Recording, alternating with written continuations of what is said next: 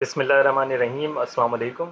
अब हम class 9th math के यूनिट 14 को स्टार्ट करेंगे। इस यूनिट में 4 थ्योरम्स मौजूद हैं। ये चारों थ्योरम एरिया से रिलेटेड हैं, जैसे कि इस यूनिट का नाम लिखा हुआ है theorems related with area, theorems जिनमें हम एरिया के बारे में पढ़ेंगे। तो पहले तो हम एरिया का कॉन्सेप्ट समझ लेते हैं कि एरिया किसे कहते हैं, उसके बाद उससे मुतालिक हम थ्योरम्स पढ़ेंगे तो हमें सारी बात आसानी से समझ आ जाएगी। तो थ्योरम 1 स्टार्ट करने से पहले हम एरिया का कॉन्सेप्ट समझ लेते हैं कि एरिया किसे कहते हैं।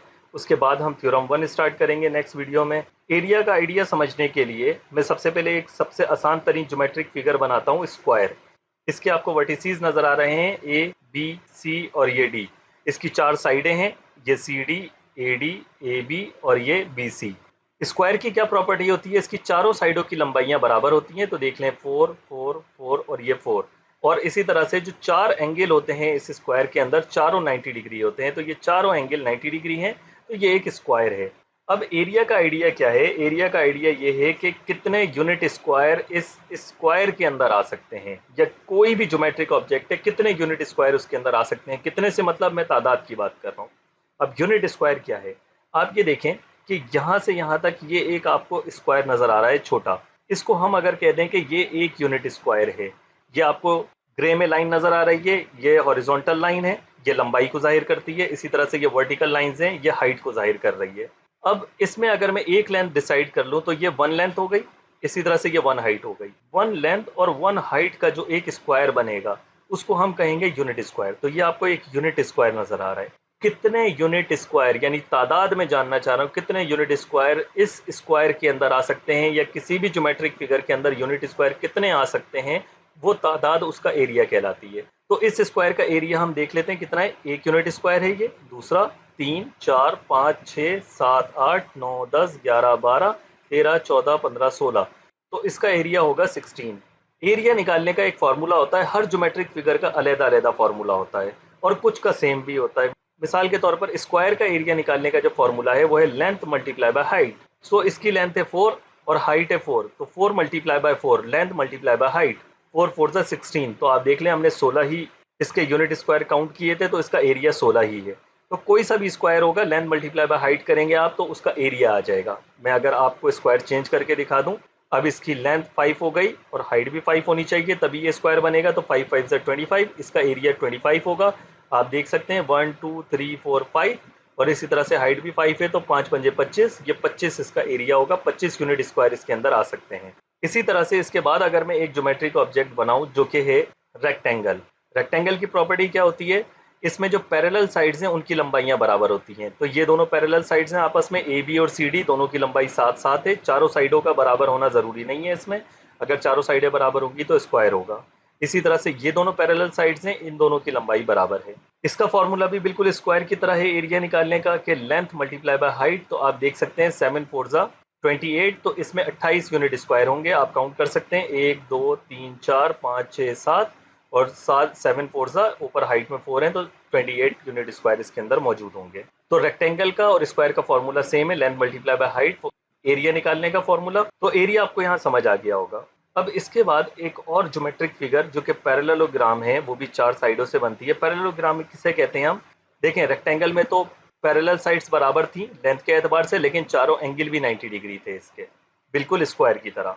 बस चारों साइडें लंबाई के हिसाब से बराबर नहीं थी, पैरेलल साइड्स बराबर थी लंबाई के हिसाब से। पैरेललोग्राम में 90 डिग्री एंगल नहीं होते, ये एक पैरेललोग्राम है। इसमें जो पैरेलल साइड्स हैं उनकी लंबाइयां तो बराबर हैं, लेकिन चारों एंगल 90 डिग्री नहीं होंगे इसमें।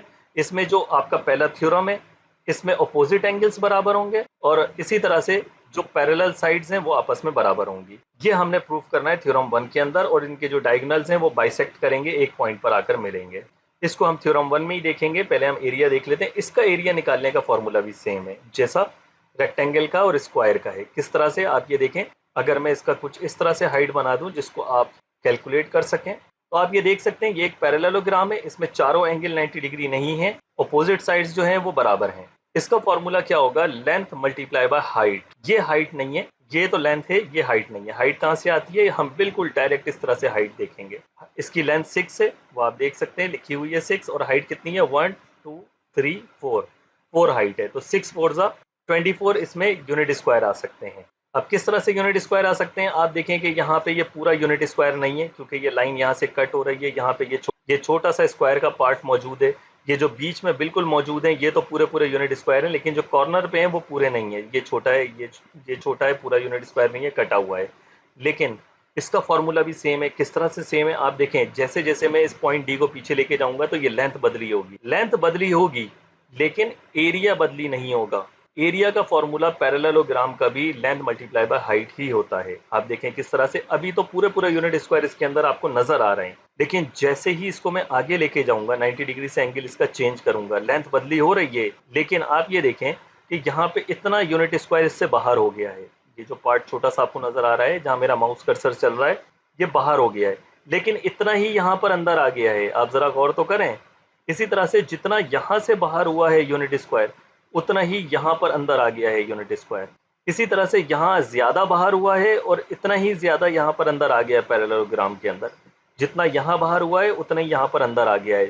सो इट मीन्स कि इसको और इसको मिलाकर एक यूनिट स्क्वायर बन जाएगा, इसको और इसको मिलाकर एक यूनिट स्क्वायर बनेगा, इसको और इसको मिलाकर एक बनेगा, इसको और इसको मिलाकर एक यूनिट स्क्वायर बनेगा। अब मैं पैरेललोग्राम चेंज कर दूं, भले एंगल बढ़ा दूं, लेंथ बढ़ रही है, लेकिन एरिया चेंज नहीं होगा। पैरेललोग्राम का एरिया वही रहेगा, लेंथ मल्टीप्लाई बाय हाइट। तो बिल्कुल जो रेक्टेंगल का स्क्वायर का फॉर्मूला था एरिया निकालने का, वही पैरेललोग्राम का भी वही सेम फॉर्मूला है। तो आप देख सकते हैं, भले मैंने इसको आगे कर दिया, मजीद लेंथ तो बड़ी हो गई इस साइड की, लेकिन जितना एरिया इसने यहाँ छोड़ा यूनिट स्क्वायर का, उतना ही एरिया इस जगह पर आ गया। जितना एरिया इसने यहाँ छोड़ा यूनिट स्क्वायर का, उतना ही एरिया यहाँ आ गया। यहाँ देखें इसने कितना रेक्टेंगल के हिसाब से एरिया छोड़ा था, एक पूरा छोड़ दिया और थोड़ा सा ये है, तो उतना ही एक पूरा यहाँ आ गया और छोटा सा ये आ गया। जितना ये बाहर है उतना ये दूसरी साइड पे अंदर इसके एरिया ले रहा है। तो मैं इसको कितना भी कर दूं तो इसका एरिया उतना ही रहेगा, लेंथ मल्टीप्लाई बाय हाइट। सो 6 इसकी लेंथ है, 1 2 3 4 इसकी हाइट है, 6 4 24, अब भी 24 इसके अंदर यूनिट स्क्वायर आ सकते हैं।